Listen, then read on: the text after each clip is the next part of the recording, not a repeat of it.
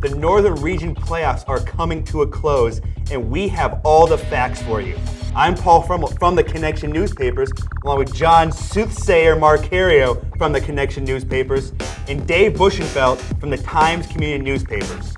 All right, guys, we have Langley head coach Jeff Farrell, Langley baseball head coach Jeff Farrell, Centerville softball coach Rich Farrick, and BJ Kubarulis all calling in tonight. But first, let's get to the people that make this show possible. That's right, I'm talking about our teammates.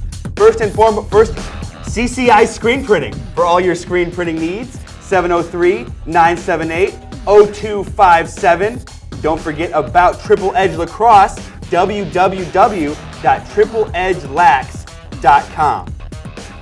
All right, guys, so before we get to all the Northern Region action, we have a few news and notes we want to tell the people. And this young, hot reporter called Paul Frumelt, I don't know who he is, but apparently he's a great reporter, broke a story this morning that Jaron Guevara, from the Stonebridge defensive back, has verbally committed to Virginia Tech to play football in 2008. Now, Guevara, obviously a member of that stellar Stonebridge Bulldogs defense, also had an offer from Stanford, chose Tech, got the offer yesterday, and committed that night. Head coach Mickey Thompson told me that Guevara always wanted to go to Virginia Tech, and it didn't take him long to accept that offer. Now, Guevara joins Andrew Nuss, Terrence Glenn, and Devin Brown from the 2006 Stonebridge team that is committed to play football at the next level in college. And John, I hear you also have a note for all of our audience. I have a note. Dave and I aren't quite as hot as you are. What can I say? But it is now tennis time. We had Robinson advancing to the state semifinals on Tuesday. They will play Mills Godwin down in Newport News on Thursday. Robinson is looking to become back-to-back state champions. Drew Courtney in the singles struggled a little bit, won 7-5, 7-5, but look for him to continue to roll his way into winning yet another, again, back-to-back for Courtney as well, singles title as well. So we will have more updates as well, but those mighty Rams know how to play tennis over there. Courtney and those Rams, definitely. They do know how to play tennis in this state. Now, guys, we're going to jump right into the baseball playoffs. Obviously, a lot of hot action going on tonight. And Dave, you have the Northern Region bracket. Break it down for us here. Well, we've already found out that tonight the South County Stallions have defeated Langley 3-1. But take a look how they got here. South County, the number one seed out of the Patriot District, had to get through Westfield in the first round. Then you see there they matched up with Stonebridge, who they beat 9-4 on Monday. And then Langley had to go through Yorktown in the first round, then knocked off Concord District champion Robinson in the second round before falling to South County in the semifinals here. Down at the bottom half of the bracket, game going on tonight as well, Madison versus Oakton, a huge matchup.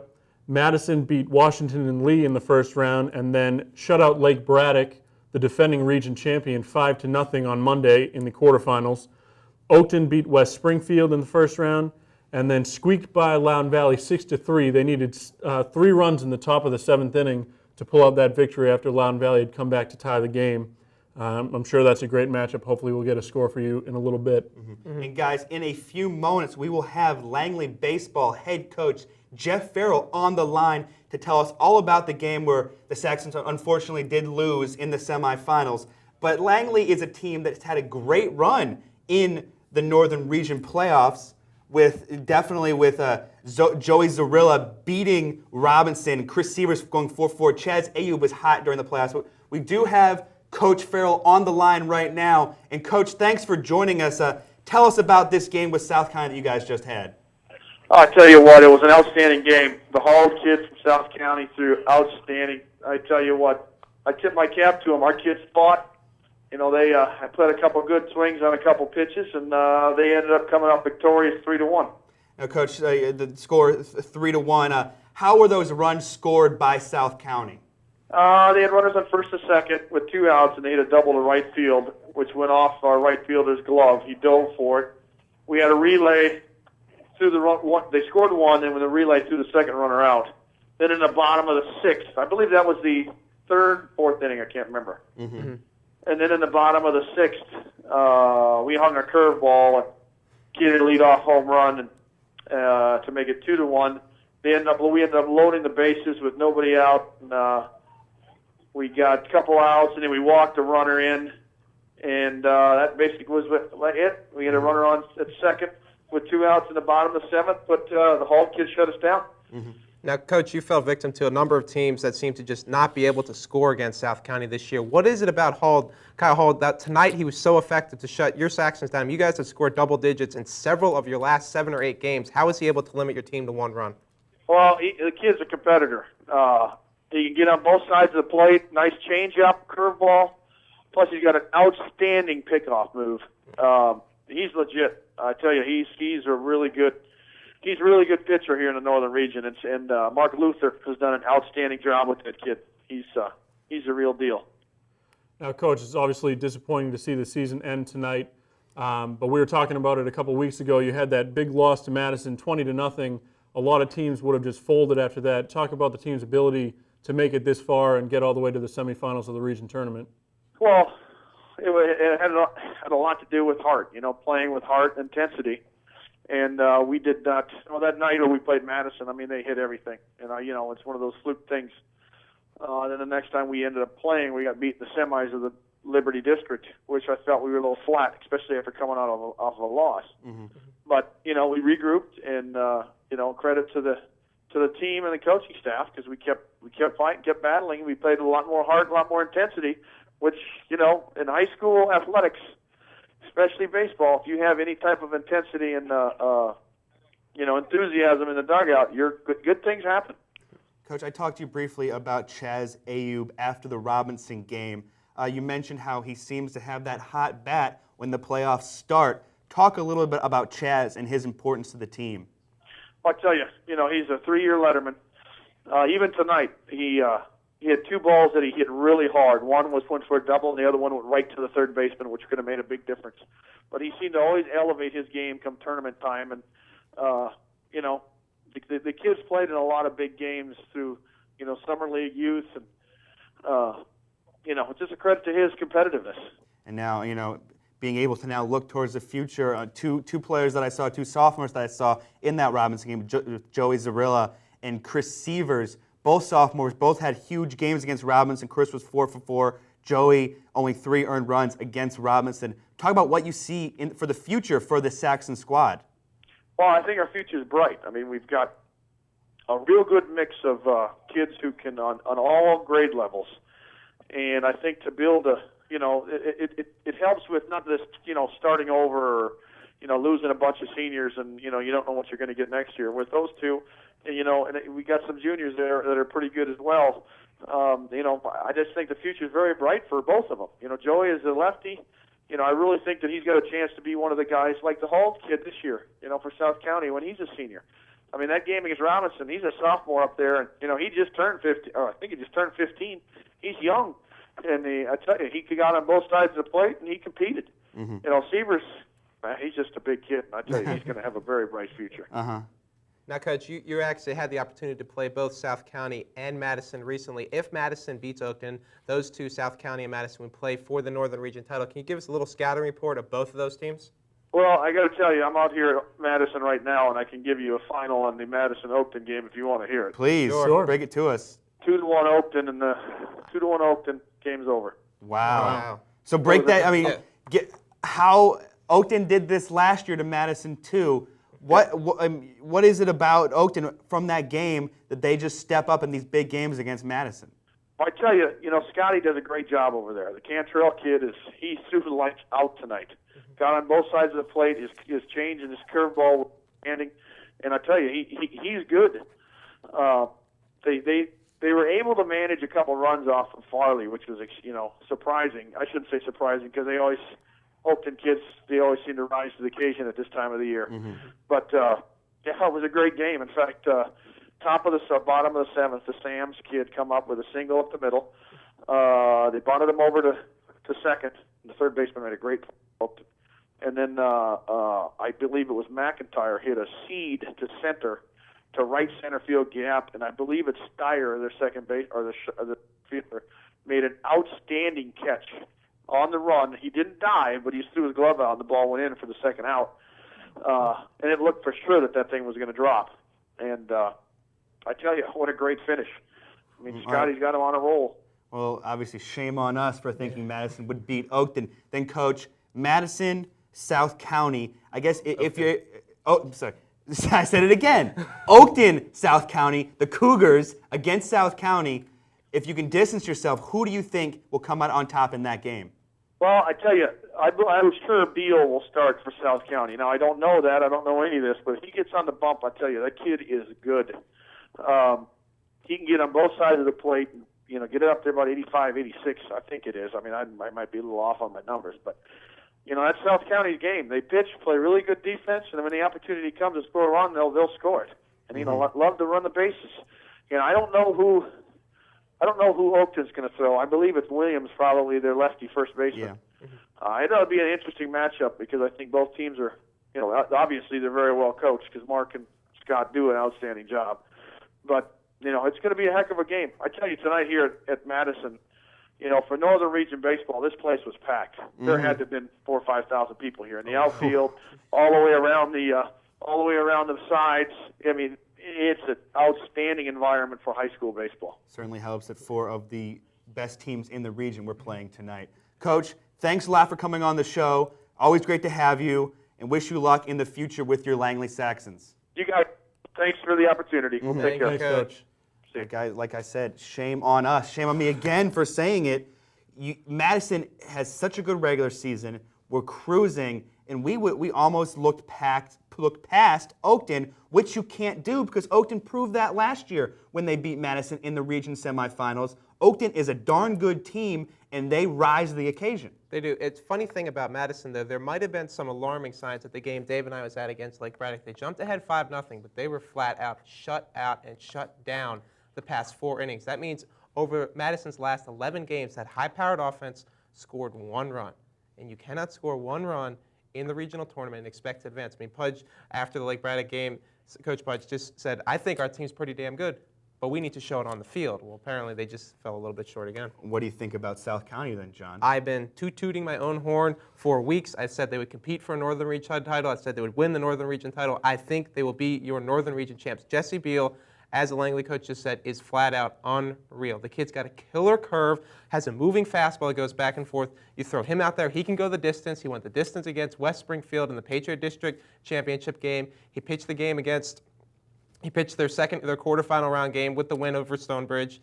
It's just, you throw him out there, you throw Kyle Holt out there, you have Mike Graham, who hasn't even pitched in months. He's just waiting in the wings, may or may not pitch. Who knows? That team will small ball you to death, and they will come out on top. South County will be your Northern Region champs. Dave, any thoughts? Well, with Madison, they were still without Brian Smith, the Liberty District Player of the Year. He got the stitches out of his head yesterday, but the doctors still didn't clear him. They just wanted to make sure. So it was a little tough not having him out there. I'm sure he would have helped their offense a little bit. And with Oakton, I'm going to go against you, John. I got to go against you. I think Oakton will win. They've had too much bad luck, too much heartbreak in championship games. Lost to Robinson in the district final this year. Obviously, everybody knows about the state final last year. This has to be their time. They need to win the championship.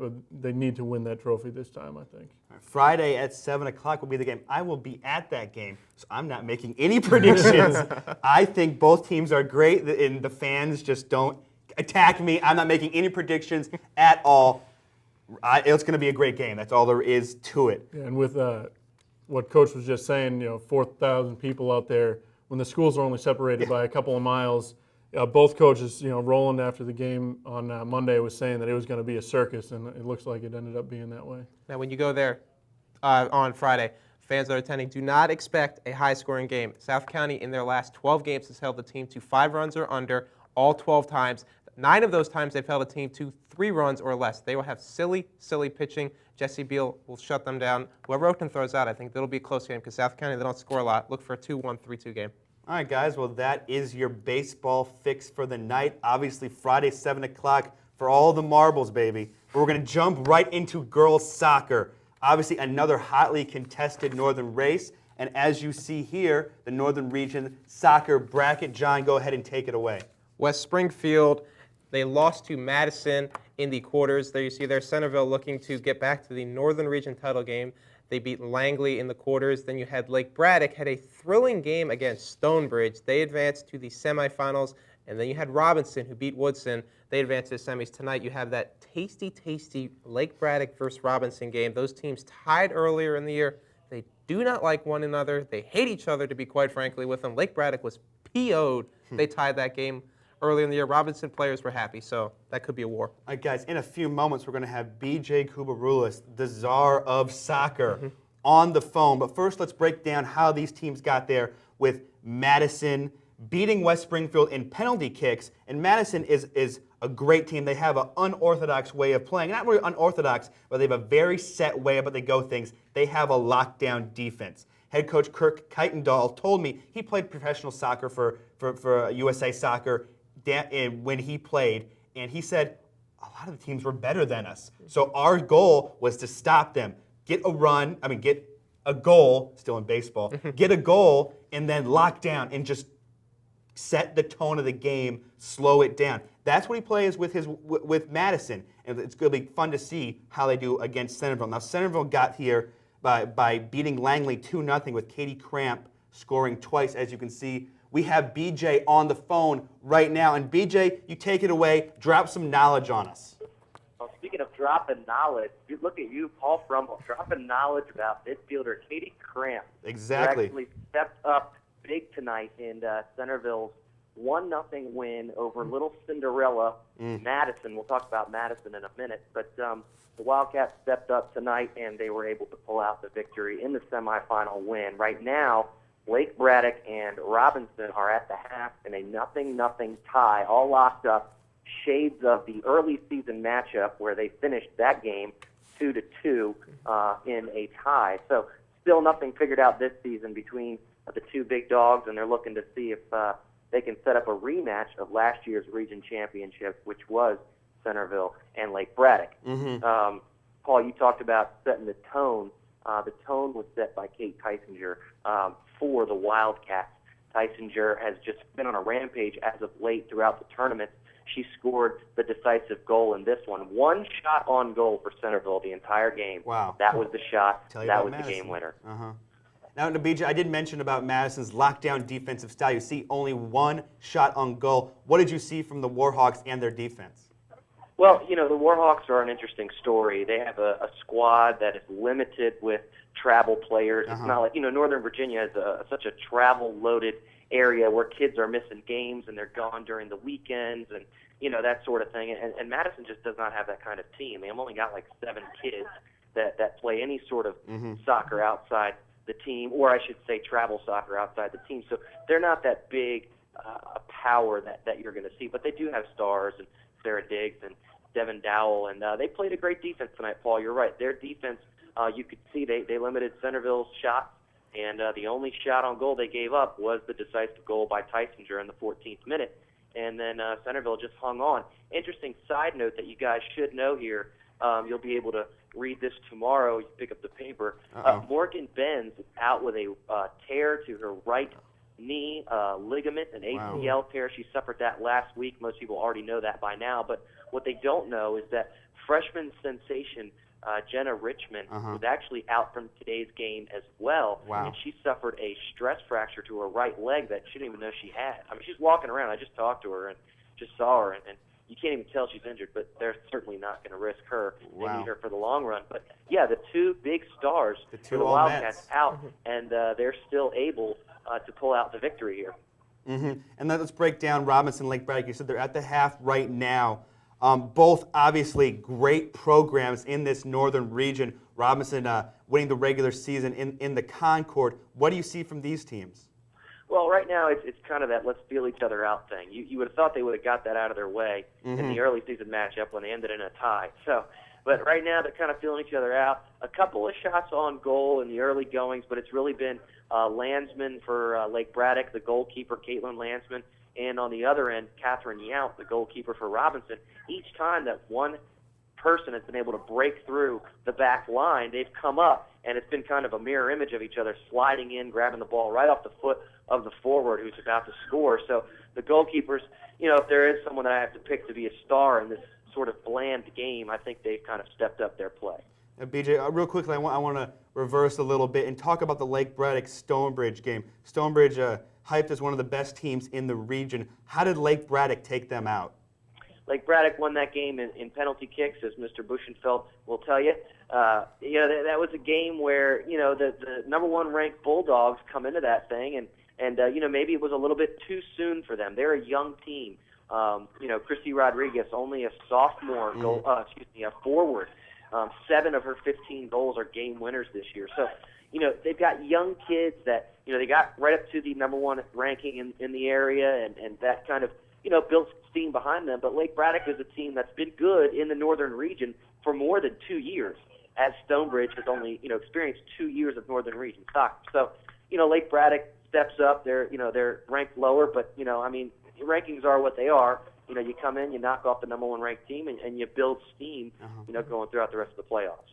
BJ, how much do you think Lake Braddock has to prove in this Northern Region tournament? It's funny to say that about the defending state champions, but they had a surprising loss in the Patriot District Championship game, and afterwards their head coach, Liz Pike, laid into her team for the style of play that they were playing. They had a very good regular season. Do you think they want to come into this Northern Region tournament and say, hey, that Patriot District loss, that was a fluke. We are still the defending state champs?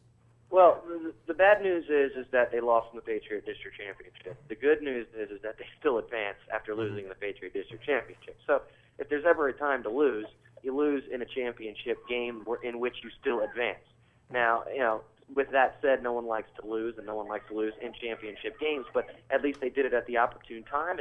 And as you mentioned, Coach Pike had something to say to her squad and revamped them. You can tell they're playing a very attacking style of offense today. They're holding nothing back. So you can certainly see that Lake Braddock is searching to get back to that state level again. And this being a game where you don't advance if you lose. So tonight, as they're starting here the second half of play, tonight, it's win or go home. Mm-hmm. All right, BJ, well, always dropping knowledge on us. Thanks a lot. Enjoy that second half. It should be a great game, and we'll talk to you later. Gentlemen, I appreciate the time. Keep up the good work. All right, BJ, thanks a lot. All right, so as you see there, Centerville winning 1-0. Huge Benz and Richmond not playing. Those are their 2 all-Mets. Those are, Richmond led the team in goals with 12 goals and 10 assists, and she's a freshman on the team. Mm-hmm. I've always found that when you have 2 players injured, it's very easy to do well the game that happens right after their injury, because you can always make adjustments. You got the adrenaline pump. You're like, all right, let's win this for them. It's always the second game, the third game, where you notice there's that home miss. I mean, just with Madison, with their star player out. It wasn't the first game in the playoffs. It wasn't the second game. It's the third game with Lake Braddock and Sean Chistaz being out. It wasn't the first game or the second game. It's that third game.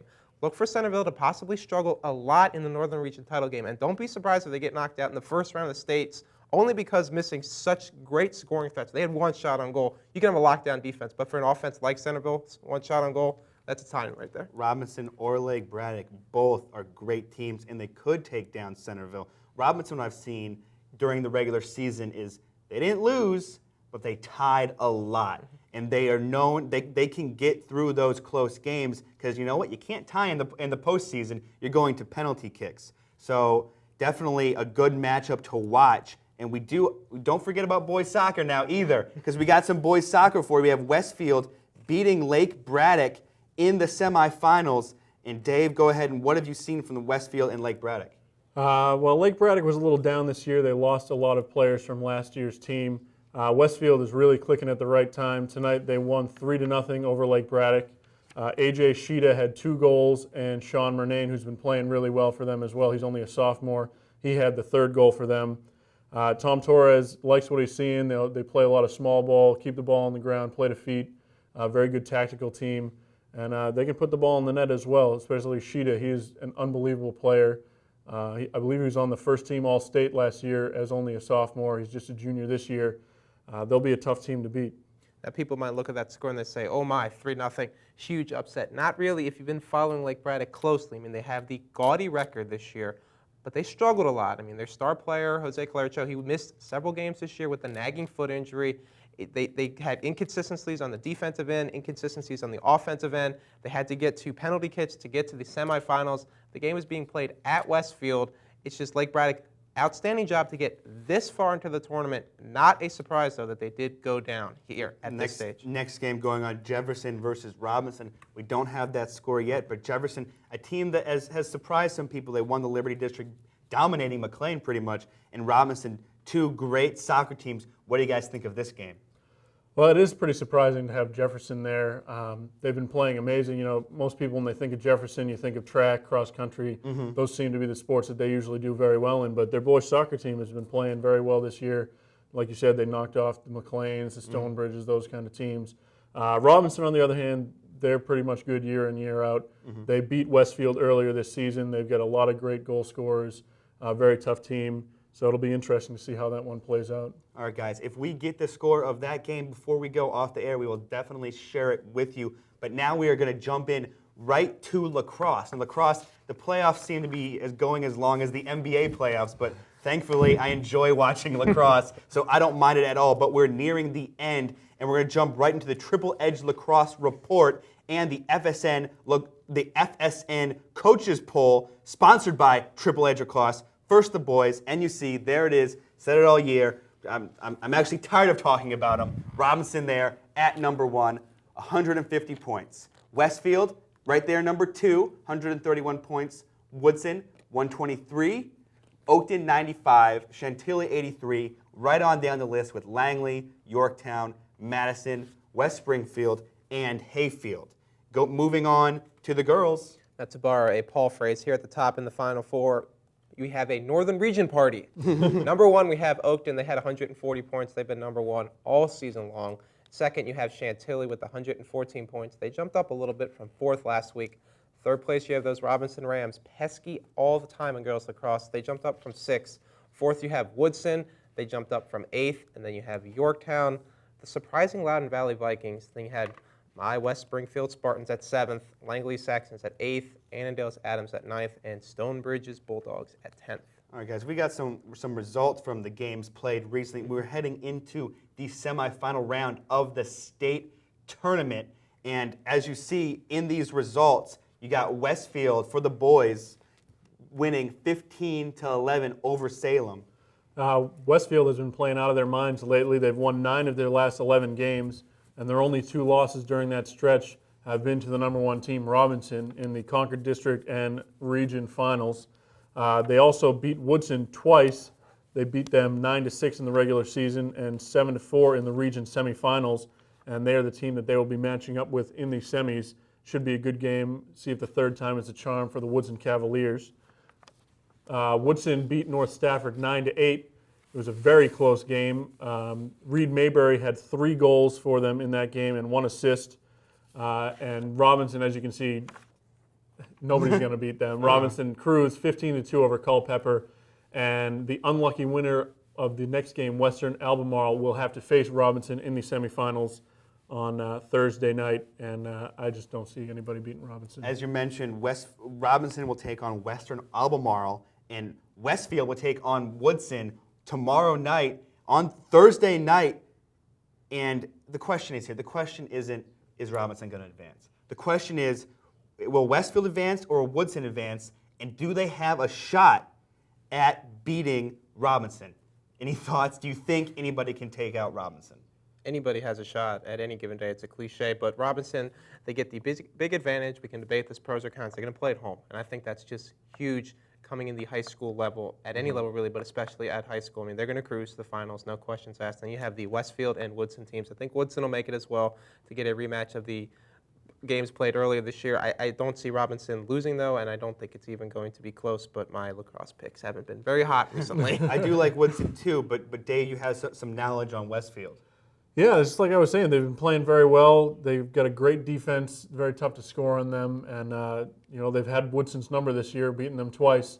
So I think they might have the mental edge as well as the physical edge. So another Concord district rivalry at the state level. But it gets interesting when you move on to girls. We're going to throw up the scores here of what happened in the quarterfinals. But you see Broad Run, who? Broad Run, our Dulles district neighbors, Broad Run, winning 18-6 over Forest Park. Oakton, the defending champs, winning 19-4 over Osborne Park. W.T. Woodson beat Albemarle 16-10, and Robinson beat Western Albemarle 15-7. And now all these finals, the boys and girls, will be televised on FSN. Now here's the deal. With, like I said, it's going to be interesting because I like Broad Run. I covered Broad Run when I covered Loudoun, but they are a very, very good team, and they could even pull an upset on Oakton. They've been the class of the dullest district in Region 2 for a while now. Oakton's a reigning champ, yes, but the Spartans can pull off an upset at Westfield High School because you can't discount a AA team. It doesn't matter, yes, they're a AA team, but you cannot discount them. They've won 25 of the last 27 contests, including 16 of 17 this season. You have junior Katie Mesmer, sophomore Meredith Rogers, great scoring threats with junior Brogan Dublin on defense. I think this team is really tough. But then you go back to Oakton, you have Coach Gene Count's team pretty much is starting a dynasty over at Oakton, with Hillary Frun scoring 4 goals against Osborne Park, Victoria Cable scoring 4 goals and 3 assists against Osborne Park, and Ashley Kimmener having 3 goals. Those are 3 big-time players for the Cougars. So, guys, I know maybe you might not know much about Broad Run, but what have you seen from Oakton? What can you say about them? They got 13 wins in a row, defending state champs, and I'm going to go against you. I will discount the Broad Run team. I think they have no shot of beating Oakton in the semifinals. That's the one thing that's hard because they don't play each other in the regular season. This is AA, this is AAA, and you have a hard time of trying to see how these teams are going to match up. I love Oakton. Obviously, they're a great team. They're the best, and they're the reigning champs, so you can't discount that. I like where Broad Run's going here, and it's going to be Oakton versus Broad Run and Woodson versus Robinson. Any thoughts on the girls' game, Woodson versus Robinson? I'm going to go with Robinson because of you. I like them. Okay, fair enough, fair enough. It should be a good game. They played back on March 23rd with Robinson winning 10-7, so I think it'll be a hard-fought game, and anybody could come out on top. No pick?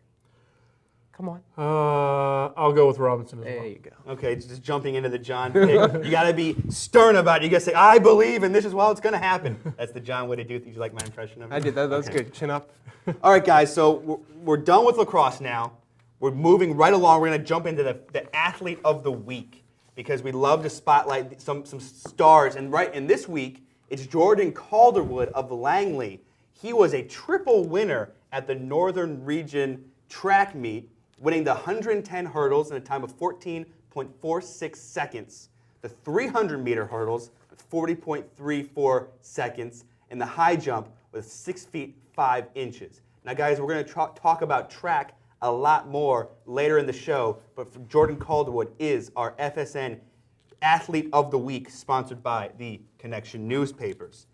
All right, so we did baseball, we did soccer, we did lacrosse. We're missing something. We're missing something. Softball. On Memorial Day, 4 great games happened in the quarterfinals of the Northern Region softball tournament, and we have all the stats for you guys. Just here we go, starting with one of the greatest games. Stonebridge beat Herndon 10-9 in a very, very 8-7, I believe. 9-8, 9-8. Okay, I'm going to get it right. I swear I'm going to get it right. 9-8. There it is right here. Now, Herndon jumped out to an early 5-0 lead, and that's something that it's happened to Stonebridge in 3 games now, is they dropped down and take an early deficit. But they chipped away with a 1 run in the 4th. They got a run in the 5th. Then they got 3 runs in the 6th to give them the 7-5 lead. Herndon came back 7-7, and then Oakton, Casey Phillips, sophomore Casey Phillips hit a bloop single, plating Lauren Waltz for the win. And Stonebridge, they're on thin ice, and we're going to talk quickly about their game tonight. But they're on thin ice here. They're really kind of letting teams get ahead of them, and that's going to come back to bite them. It hasn't yet, but it could. Now we're going to have Centerville head coach Rich Farrick on the line real soon to talk about his game with Stonebridge. But first, let's see how Centerville got to this point. Now they crushed Madison 9-2, and they hit 16 hits against the Warhawks, including a grand slam by Texas transfer Victoria Marvin, who's only a sophomore, by the way. And here's what she said. I love her quote, what she told me after the game. She said, "The ball was right down the middle, so I knocked the crap out of it." And there's nothing. That's Texas for you. And I love that quote. And Aaron McKee had 4 hits for the Wildcats. So you see 2 great teams, Stonebridge, Centerville. What is your guys' take on those teams? Well, it's no surprise that Centerville was there. They won the regular season and district tournament in the Concord, and they weren't supposed to. Everybody knows about Westfield and Robinson. They were supposed to be the top 2 teams in the Concord district. and Centerville kind of snuck up on some people, but they have a very talented squad, so it wasn't surprising for them to get that far. All right, and in their semifinal action today, Stonebridge actually beat Centerville. Again, they dropped behind. They were down by 2 in the 7th inning, scoring 3 runs to come back and make it to the finals, Northern Region Finals again. This is their 2nd year in the Northern Region, 2nd time in the Northern Region Finals. And we're going to have Coach Fairfax on the line real soon to talk about his game with Stonebridge and how they continue to be able to come back. Now we're going to move quickly on to Robinson beating Langley. And John, you were at that game. Tell us all about that. Robinson beat Langley 7-4. Kelsey McIntosh from Robinson pitched a complete game. Funny thing about McIntosh is she'll give up a lot of hits. She scattered 10 of them throughout the game, but she's not going to give up the big hit, and she's not going to give up the big inning. Erin Henning for Robinson went 3 for 4. She drove in 5 of the 7 runs, had a big bases clearing double in the 3rd inning to bump their lead up. It's just Robinson gets ahead of teams, but other opposing pitchers are finding a problem. Langley walked Robinson slugger Dorian Shaw 3 times. Dorian gets walked a lot, and for those that don't know who Dorian Shaw is, she is a monster slugger, the main RBI and power threat for the Rams. Every single time Dorian Shaw gets on base, they advance her over. They'll bunt her over, they'll get a single. That means there's people always on base for somebody like Erin Henning, somebody like a Kelsey McIntosh. Anytime you have people on base at all points and all times, it's a very good thing. Their coach after the game said it's a luxury to have. I mean, it's rare that you get a free pass unless you're Barry Bonds almost every single time you're up there. I mean, the one time Dorian was actually allowed to hit, she lined a sharp single to the third baseman. The third baseman dove, couldn't catch it because the ball was hit so hard. Ball bounced out of her glove. I mean, Robinson, they're going to have Dorian batting third. They're going to have a toasty Erin Henning, who went 4 for 4 against West Springfield in the 1st round, so that means she's 7 for 8 overall. It's just watch out for the Rams. They could do very well. All right, so and the team playing Robinson tonight in the semifinals is Westfield. And when Westfield lost to Centerville in the Concord District Finals, Coach Dean Farrington told me, we didn't hit. And if we don't hit, we're not going to win. We're going to have a quick Northern Region tournament. And guess what? They didn't hit, and they won, all because of Linda Pirro, the senior pitcher for Westfield. She allowed only 3 hits against the Vikings. And Westfield only got 3 hits as well against the Vikings pitcher Carolyn Williams, but the Bulldogs got the hit that count, with senior outfielder Chris May hitting a bloop single to score the only run of the game. So here's you have Robinson versus Westfield. Now, they've met before, Westfield coming up on top, I believe. Do you think the Rams have enough to take on to beat Westfield? Both times that they played this year, it's been very close, very 1-0 games, 2-1 games. I mean, they're not going to be a lot of pitches. Westfield's starting pitcher lives on the outside corner. If she's getting the outside corner call, she's going to be very effective. I believe we had an early update from the game. It was 1-1 early. McIntosh was giving up a lot of hits to the Bulldogs, but she was, again, getting out of innings. I mean, it's a hard-knock game. I expect a 2-1, 3-2 type final. Funny thing about Westfield is, though, they're not afraid to pitch to Dorian Shaw. I mean, they might not intentionally walk her. They'll maybe pitch around her, but they will go directly at her.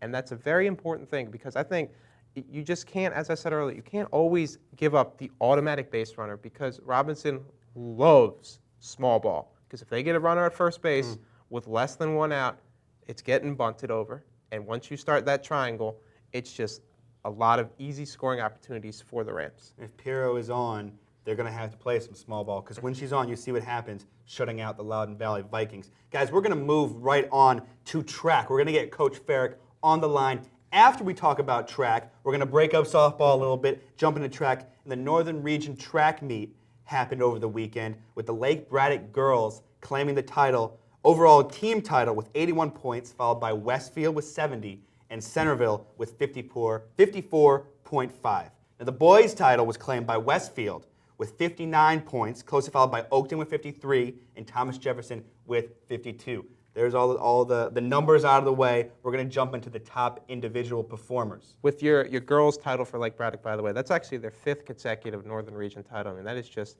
a flat-out track factory over there. The event was held at Lake Braddock's track. Nice little advantage over there. But again, outstanding opportunity, definite dynasty over there. You can use that D word when you have 5, 1 for the thumb. You can definitely do that. Now, for the boys' individual performances, Kevin Dillard for the Bulldogs was great. He placed in the points in 5 different events. first in the 400-meter dash, count them out, second in the boys' 200-meter dash, fifth in the triple jump, sixth in the high jump, eighth in the long jump. All those score points for the Bulldogs who, hey, by the way, won the boys' title. Now, Jordan Calder, we mentioned him earlier. We're going to say it again, triple winner. That's always something worth mentioning. Now, Frank Nothath from Thomas Jefferson won the boys' discus and the boys' shot put. Dominated the boys' discus and dominated the boys' shot put as he did in the Liberty District meet. Now, Nothath believes that his best throws are still ahead of him at the state meet. So that should scare all the other state opponents because he is a dominant thrower. Sean Holston and Robert E. Lee, what more can you say? John, we'll give you the honors. So what more can you say about Sean Holston? Sean Holston, he won the 100-meter dash title at the Northern Region. Earlier this year, he set one of the highest or fastest times ever recorded this whole entire year in the United States for the 100-meter dash. Sean Holston is a very, very, very talented sprinter from Lee. He should dominate states, and look for him to possibly be an Olympic name that you have to remember. He is that good. And then Mike Spooner of West Springfield won the 3200. Spooner just dominates long-distance events in this region and in this state. Now, going on to the girls, we got another triple winner here, and that's Centerville's Brittany Finch. She won the long jump, the 100-meter dash, and the 200-meter dash. Sprinter there for the Wildcats, getting crazy points. Now, Frankie Dowd of Fairfax, this is surprising. She beat Sarah Hadiji of Woodson. Hadiji is like the queen of long-distance running in the Northern region. Frankie Dowd, only a sophomore, I believe, won in the 800-meter run. Then you have Betsy Alter. Now, the question isn't if Betsy Alter in the pole vault from Westfield will win. It's a question of, will she break a record at that meet she's in? And Dave, you had a chance to talk with Betsy after she pole vaulted. What did she tell you? Well, there was actually some confusion at the meet because in the program they had the region record in the pole vault listed as 11 feet 1 inch, and she easily cleared 11.2. And everybody thought she had broken the meet record when, in fact, last year Chantilly's Nicole Kazuba jumped 11.6, and Betsy was not able to get over 11.7, but the 11'2" mark that she set was actually the new record for Westfield. Last weekend, I believe, she set the Concord District meet record. She's broken tons of records in indoor, outdoor. She's just an amazing pole vaulter. You mentioned Nicole Kazuba. She was actually from Chantilly. Now, Kevin McGordy, the pole vaulting coach, coaches Chantilly, coaches Centerville, coaches Westfield, girls pole vaulters. So basically, Kazuba was like a teammate to Alter, and she was happy to see her get that title. And I asked her, well, you know, obviously you want to break that record. And she's like, I love Nicole. She's a friend, but you always want to one-up a friend. And so, unfortunately, she didn't get it, but she does have that state meet to look forward to. And then Trish Frederick of West Springfield won the girls' 100 and 300-meter hurdles. Samila Karoma, this is an interesting story. If we don't know, T.C. Williams graduated on Thursday night. So she won the girls' shot pit, ran over to George Mason University, graduated, went to the all-night grad party till 6 a.m. in the morning, went to sleep for I don't know how long, a couple hours, woke up, drove, and made it to the meet and won the girls' discus throw. Guys, we do have Coach Farrick on the line right now from the Centerville Wildcats. They had an amazing run this year. Coach Farrick, how you doing? Good. How you doing? Doing very well, Coach. Now let's talk about this game against Stonebridge. Stonebridge just seems like a team that I kind of said they're on thin ice. They let teams get ahead and then they make some miraculous, recovery. What did you see from the Bulldogs and how did they pull it out against you? Well, again, and that was a big message we gave to our girls before the game. We had seen it in the Yorktown game and the Herndon game, and we went into the bottom of the seventh. We felt pretty good about what was going on, and I don't know how it happened. We've been pretty solid defensively all year long, and we just had a couple breakdowns, and I give Stonebridge credit. They capitalized on the breakdowns, and before we knew it, it was all of a sudden 3-2. So it was very tough the way it ended. And for the girls, it's been a great run, and hopefully after a day or so they're going to get to see that. But tough way to finish it, tough way. Coach, I want to mention briefly Breanne Peace. I've seen her pitch a couple times now, and I truly believe that she's going to be the top, one of, or if not the top pitcher in the Northern region next year. Tell me, I talked to you briefly after the quarterfinal game. Tell me, what makes her such an effective pitcher for you guys? I think with Bree, it's just a matter of moving the ball around. I think when people start watching her, they think, hey, we're going to be able to get a bet on this. And she just has a way of moving that ball inside, outside, up, and down. And she's got very good control. And she somehow makes these kids pop up or ground out. And she's been extremely effective. And we're hoping definitely for big things from her next year. Now, Coach, when you think Concord District softball, most people think of the Westfields and the Robinsons, but you guys were able to win the regular season district title and then win the district tournament. How do you think your team was kind of able to sneak up on people in the district this year? Well, and like I've told people, it was all about team. There are no heroes on this team. We just had a bunch of kids who came together at the right time. And I think we surprised a bunch of people because we played so well as a team. And that was really our MO, that we were going to be good from 1 to 9, and everybody played a part. And it really carried us through. And I got to give a little dig to my seniors because I think they're the ones that really pulled everything together this year for us. So that, playing as a team was really, really a big key to our success. Something that I talked to you briefly in the beginning of the season is obviously you guys were talented, but it was the hard work that you really tried to instill in your girls to make sure that they knew that hard work was what's going to get them to the district, to win the district tournament, to get into the Northern Region tournament, and obviously that paid dividends for you guys. No question. When we stepped in the beginning of the season, we knew what Robinson was about, we knew what Westfields was about, and we knew it was going to take a lot of hard work. And again, I tip my hat to the girls because they came to practice with a purpose, and they worked extremely hard. And we knew we had to hit people like Linda Pirro. We knew we had to keep people down in runs with Cunningham and Dorian from Robinson. So, the kids had, this idea of what they knew they had to get done, and they got to work. And, again, extremely proud of their effort this year. Robinson and Westfield are playing. Has the game ended, Coach? The last I got was 2-1 Robinson, and they were in, I think, the bottom or top of 6. Okay, so Robinson or Westfield, we're still not quite sure. You've obviously played both these Concord teams. A little bit of a scouting report going against Stonebridge. Who do you think has the better chance against Stonebridge? It's hard to say. I think if Westfields play Stonebridge, they're going to have a real hard time with Linda. I think she's done a great job in these last few games. And I also think with Robinson, they've got some great hitters.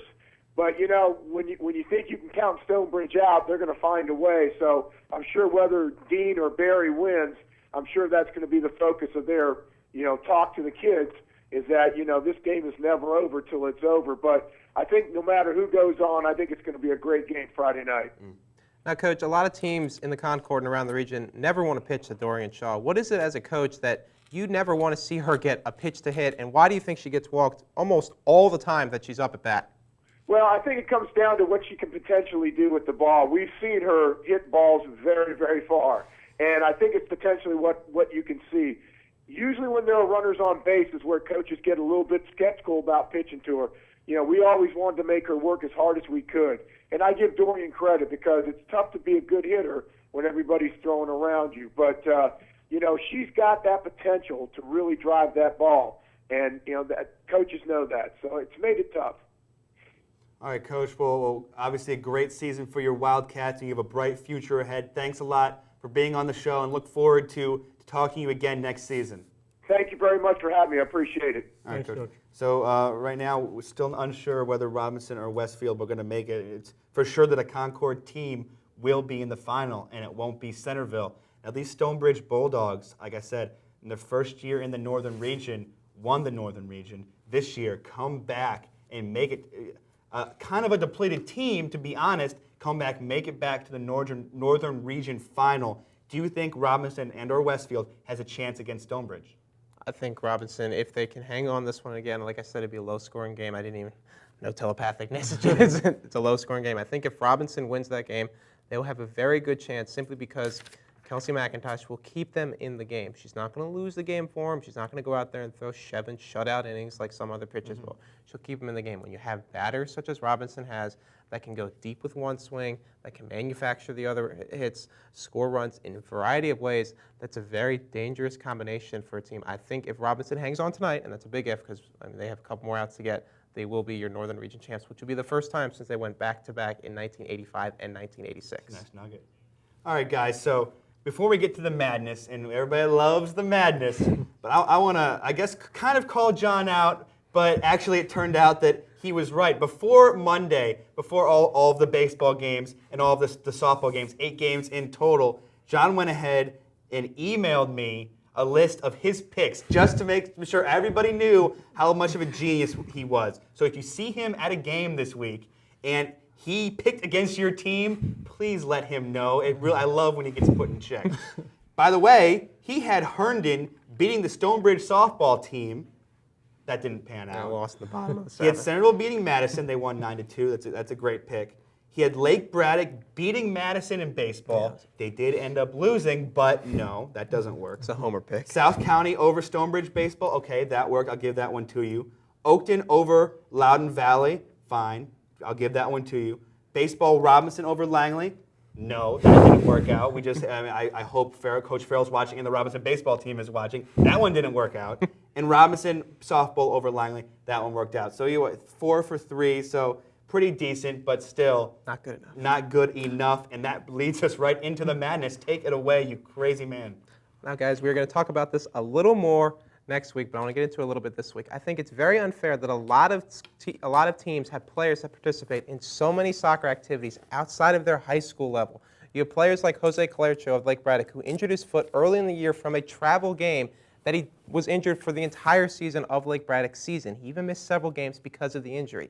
You have players on Robinson's girls team who at one point during the middle of the year played 6 games in 7 days. That is completely not fair to the kids, and that's especially not fair to their high school teams. I think high school student athletes need to pick whether they want to go play on a travel and club team or their high school team.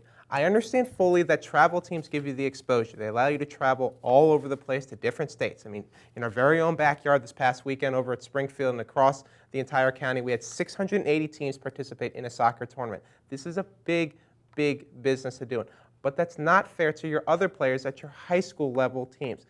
Sooner or later, someone is going to get injured, and it's going to ruin their whole entire season for their travel and high school team. That is simply not fair and flat out selfish. Somebody needs to draw the line somewhere of A, how many games these kids can play during the course of a year, because they are teenagers. And that might be old school because I graduated in 2000, but I believe that you should be having fun in high school and not worry about filling up your schedule 7 days a week with your soccer practice, with your flute practice, with, oh, by the way, your school, oh, by the way, homework, and maybe every now and again I get to hang out with my friends. This is their teenage years. They should be having fun instead of being worried about 18 million other things, along with the possibility of damaging a school's reputation.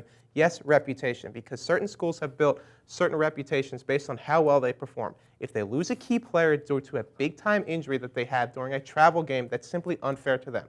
So sooner or later, that's going to happen, and that hopefully will force action, because all these players that play all these different sports and don't concentrate on their high school or travel team are just flat out being selfish. I remember the 2000s. It was gas cost about $2, and boy bands ruled the earth. It was a great time. It was great. It was a great time for young Paul. All right, guys, we're gonna wrap things up real quick, but let's kind of recap here. In baseball, John, who did you take again? Just so everybody knows. I took South County to win the Northern Region. Affirm with that one. Just to recap there, Oakton beating Madison to go to the finals. I would say an upset, but Oakton has done it before, and they're obviously a great team. South County and Oakton in the finals at Madison. In softball, we know Stonebridge has advanced. They either take on Westfield or Robinson, and I believe I've pretty much bet against Stonebridge through this whole tournament, and I know I shouldn't because they may be down, but it's still a great team, and Coach Stephanie Tidwell does a great job with them. Moving on to soccer, we know Centerville's in, and just to recap, do you think anybody can beat Centerville? Well, based on those injuries, I think they can. It's just you can't have those injuries and expect to compete at the Northern Region Championship level and then at the state level. They will lose, Centerville will lose to either Robinson or Lake Braddock, whoever wins that game. I think Lake Braddock's going to come out on top because just like the first game that they played, Robinson had a very good first 70 minutes. But then during the 10-minute overtime session, the last 10 minutes of regulation, Lake Braddock flicked on the switch. They turned on the Jets. They put all kinds of pressure on them. I think that's going to happen in the semifinal game tonight. I think the Bruins will come out on top. And then boys soccer, who can take on Westfield? If it's Robinson, I think Robinson has a chance of taking them down. That should be a great game. It was a good game during the regular season between those two teams. Westfield is playing very good right now. Won the Concord District Tournament, and I think they're the team to beat. All right, guys, I told you that we'd be on top of all your Northern Region action, and I don't lie to you, faithful fans. I don't lie at all. But that will do it for the show. Obviously, great job, John. Great job, Dave. We have the Northern Region on lockdown. But first, let's break it and show us our teammates who make this show possible and make FSN on the web possible at fairfaxsportsnetwork.com. Check out profiles, bios, pictures, the whole nine. Check out my bio. It's up there now. CCI Screen Printing. For all your screen printing needs, 703-978-0257. Hey, look at that, Triple Edge Lacrosse. You can visit them online at www.tripleedgelax.com. Just want to make another quick note. Those wonderful pictures you see on the screen of all the great athletes, all the coaches, you can find those at fatboyphotos.com with the ever-loving Craig Sturbussel taking great shots for us. Got to give Craig some love. He's standing there, right over there, gesturing towards the Doing camera. his Sturbussel thing. All right, guys, thanks a lot. Check back next week. We're going to have some Northern Region finals for you.